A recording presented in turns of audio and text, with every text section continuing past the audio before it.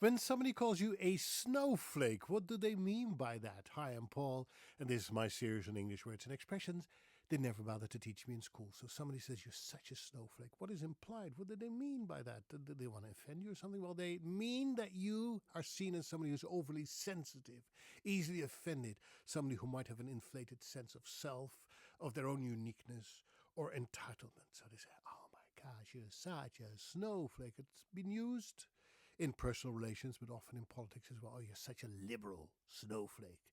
Where does that idea come from? Of course, a snowflake is one of the most fragile objects on Earth. It falls down, it melts on your hand within a matter of seconds, if not a shorter amount of time. So that's a very fragile, very weak little thing that disappears before you know it. It has no substance whatsoever. That's the idea where the snowflake comes from.